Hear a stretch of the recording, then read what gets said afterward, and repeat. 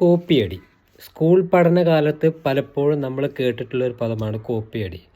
മറ്റുള്ള സ്കൂൾ പഠനകാലത്ത് തട്ടിമുട്ടി ജയിക്കാൻ വേണ്ടി നമ്മളൊക്കെ കോപ്പിയടിക്കുമെങ്കിലും ആളുകൾ പിന്നീട് ജീവിതത്തിൻ്റെ പല ഘട്ടങ്ങളും ഈ കോപ്പിയടി ഒരു ശീലമാക്കി മാറ്റുകയാണ്. അതുകൊണ്ട് പല പ്രശ്നങ്ങളും ഉണ്ടാവാറുണ്ട്. സ്കൂൾ പഠനകാലം അവിടെ നിൽക്കട്ടെ, നമ്മൾ തൽക്കാലം ജയിക്കാൻ വേണ്ടി എങ്ങനെയൊക്കെ ചെയ്യാമെന്ന് വെച്ചു. പക്ഷേ നമ്മൾ പഠനത്തിൻ്റെ കാര്യത്തിൽ പോലും നമ്മുടെ കൂട്ടുകാരൻ ഏതെങ്കിലും ഒരു കോഴ്സ് എടുത്തു കഴിഞ്ഞാൽ അതിന് പോയി ഇവൻ ചേരും. ഒരുപക്ഷെ ഇവന് ഒട്ടും കഴിവില്ലാത്ത അല്ലെങ്കിൽ യാതൊരു സ്കില്ലും പ്രകടിപ്പിക്കാൻ പറ്റാത്തൊരു സബ്ജക്റ്റ് ആയിരിക്കും ചിലപ്പോൾ അത്. മറ്റേ ആൾക്ക് ഒരുപക്ഷെ അയാൾക്ക് അതിലായിരിക്കും ടാലൻ്റ് ഉണ്ടാവുക. അപ്പോൾ ഒരിക്കലും ഒരാളെ കോപ്പി അടിക്കരുത്. അതുമാത്രമല്ല ജീവിത രീതിയും നമ്മുടെ ജീവിത രീതിയായില്ല നമ്മുടെ കൂട്ടുകാരൻ്റെ കൂടെയുള്ളവൻ്റെ ജീവിത രീതി. അപ്പോൾ എല്ലാത്തിനും സാഹചര്യങ്ങളും കാര്യങ്ങളൊക്കെ വ്യത്യസ്തമാണ്.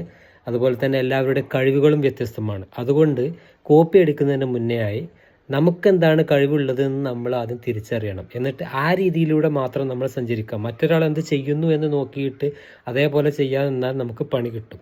Bye bye.